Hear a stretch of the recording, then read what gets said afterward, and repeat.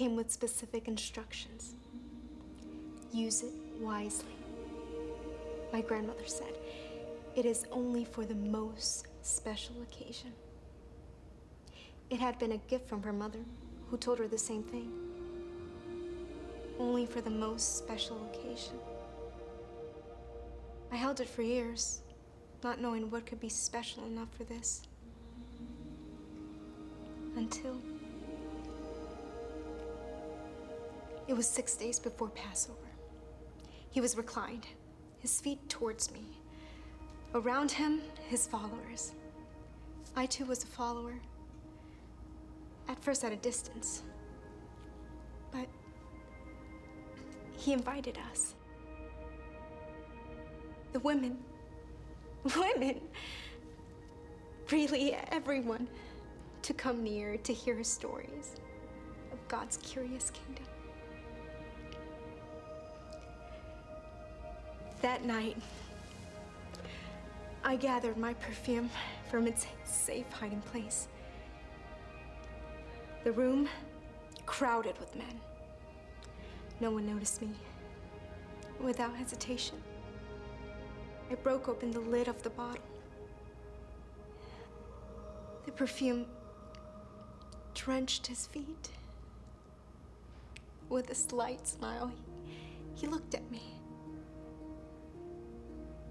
And then I did something I had not planned. I covered his feet with my hair, washing them with my tears. I had no choice. He was Messiah, worthy of anointing. This was the celebration that everyone hoped for, of who we hoped for.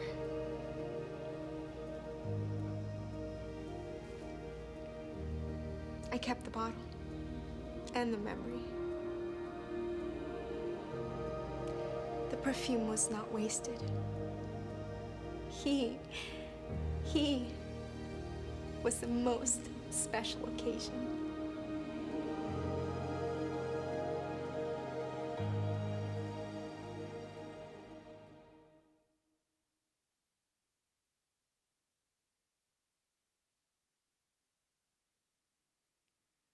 Well, have I turned my mic on? Good morning. What a great video, right?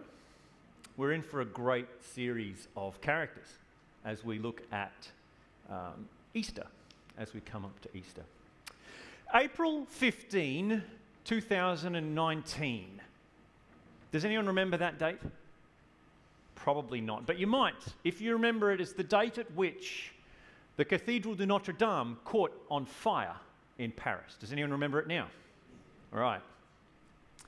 It was a horrific event. I think I have a picture here. Is it working? Oh, it's over there. Look at that. The grand icon of Paris, World Heritage listed building, suffered incredible damage. In the days afterwards, French President Emmanuel Macron pledged that they would restore and rebuild the cathedral by 2024. I don't actually know how they're up to that. I presume COVID got stuck into some of their plans, but within days of his announcement, so within a week of this event, over $1 billion had been pledged to restore the cathedral. Do you remember that story? What you may not know is that 500 million of that, over half that figure, was pledged by, I think, about 4 or 5 men. Together, they own the conglomerates of various, those top-level companies that own lots of other companies, and they together own most of the world's largest fashion brands. Gucci, Armani, Yves Saint Laurent, all these brands are owned by these handful of guys and their companies. So what's interesting to me is that $500 million was spent by these guys who own world's largest fashion brands but also who make the world's most expensive perfume.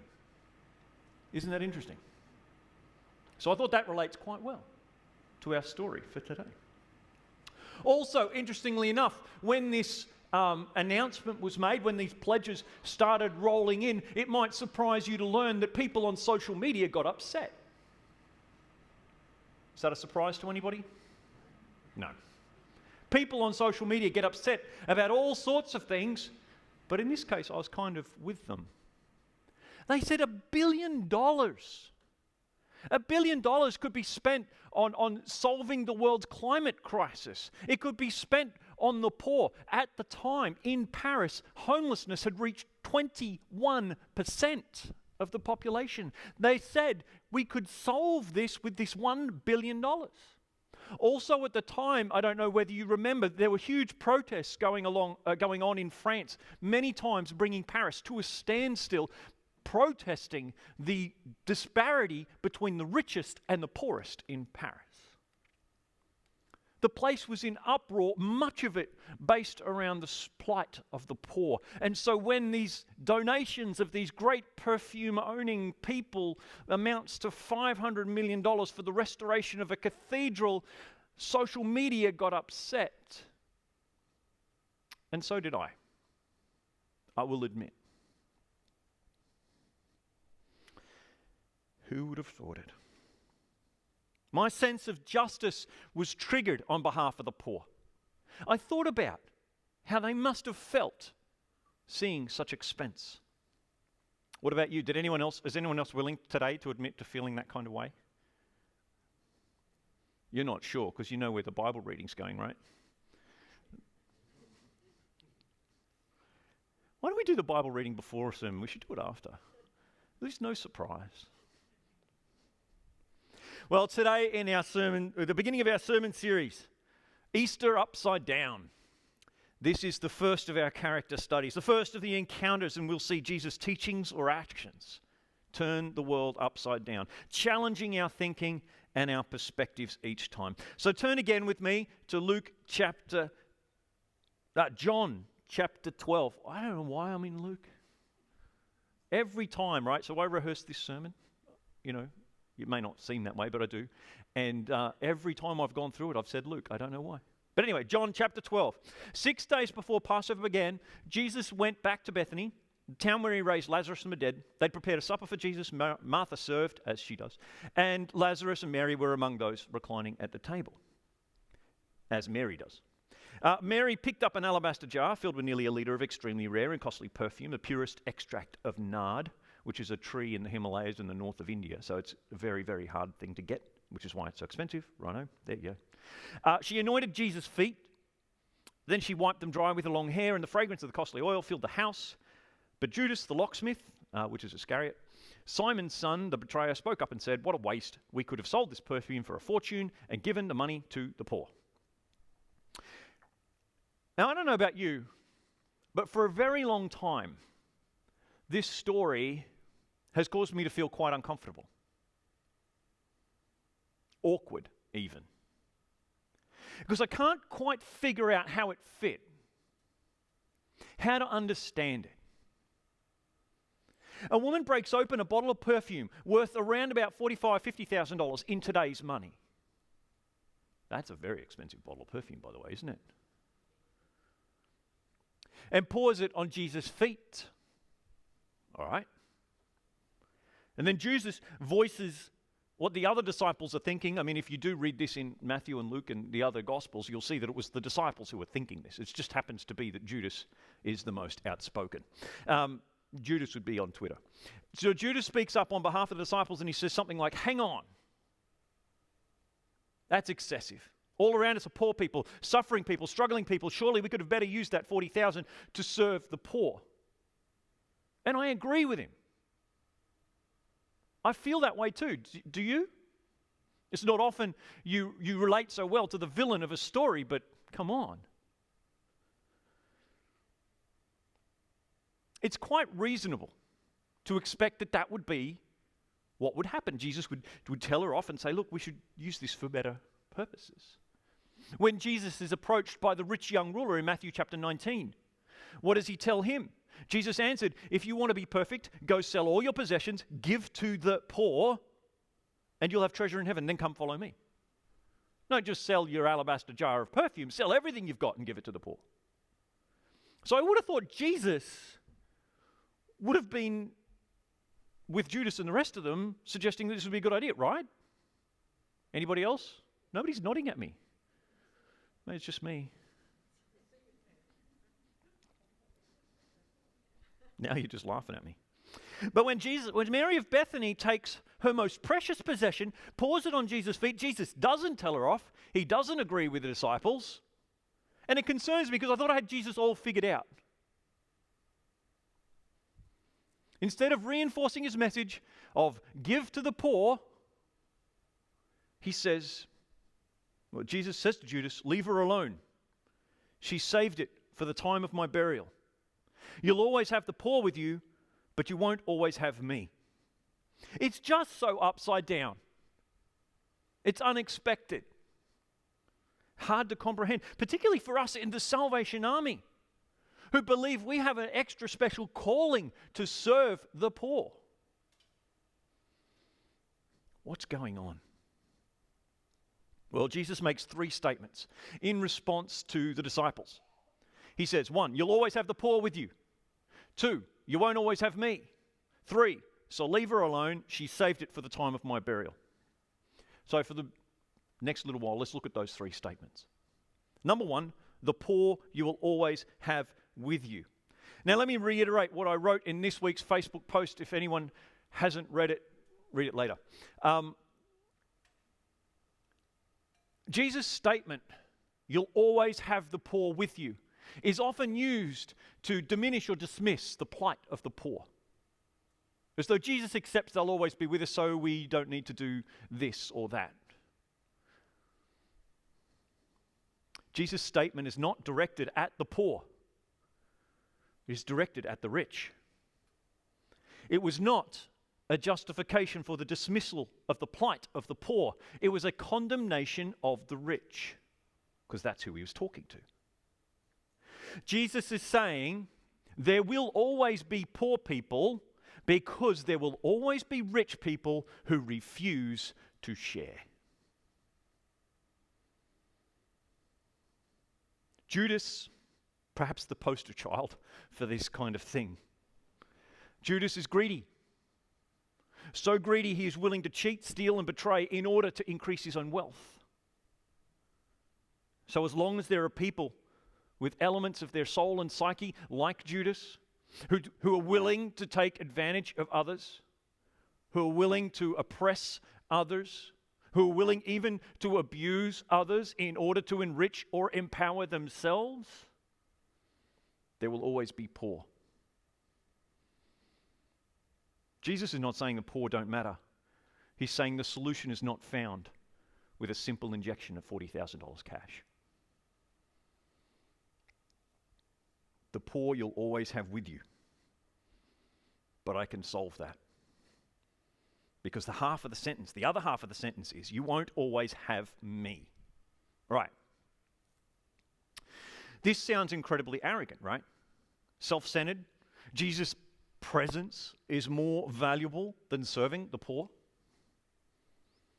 The thing is, Jesus was actually the Messiah. I know, right? That's a shocker. That's a surprise. Some people think they are God's gift to humanity. Jesus was and is. But it wasn't even just that. Jesus points out that what she does is an incredible contribution to a PR story. If you read this in other Gospels, it will say that what she has done now will be spoken of whenever I am talked about. In other words, it'll be spoken of in 2,000 years' time, just like we are doing right here this morning. Jesus predicted that. But she does something that increases his fame, that builds his reputation, that spreads his message. And that's something that I think Christians could get on board with quite easily. Here's the kicker. When it comes to financial matters, Jesus prioritizes his presence. And I think we should too. Whenever it comes to financial matters, whether it be on a national scale or on an impersonal scale, on my scale, we need to prioritize the presence of Jesus. Whenever Christians in the past have gathered and given, whenever Christians have truly represented the presence of God, whenever they have truly been the hands and feet of Jesus, they have influenced and transformed society for the better. People with elements of their psyche and personality, like Judas, have found themselves redeemed and transformed, and little by little, the greed has diminished and dismissed. I had a whole section here where we'd talk about Zacchaeus, but we won't. And that's a story for another time. Wherever the presence of Jesus is found, transformation takes place in the hearts and minds of people. The very rich people that Jesus is speaking to, you and I even, find our levels of greed diminished as we give and submit ourselves to his presence. Whenever Christians have truly represented the presence of Christ in the world has changed for the better. Jesus has been the foundational inspiration for most of Western art, music, science, and philosophy. Jesus was the driving influence behind the creation of hospitals, schools, social welfare systems, and our justice system. All of these various pillars of our society are founded on the principles of Jesus and the presence. Now, don't get me wrong, right? People who claim to be followers of Jesus in the past have done some very horrific, barbaric, and evil things. Those are times where Jesus' presence was dismissed, ignored, or actively shoved away. But those times where Jesus' presence was truly appreciated, was truly reflected in his people, great advances in civilization and justice have taken place. Even today, I believe the church, representing the true presence of Christ, to be the most important part of our society and our lives. More important than politics, more important than government, more important than medicine, more important than the justice system, more important than education or any other structure in our society.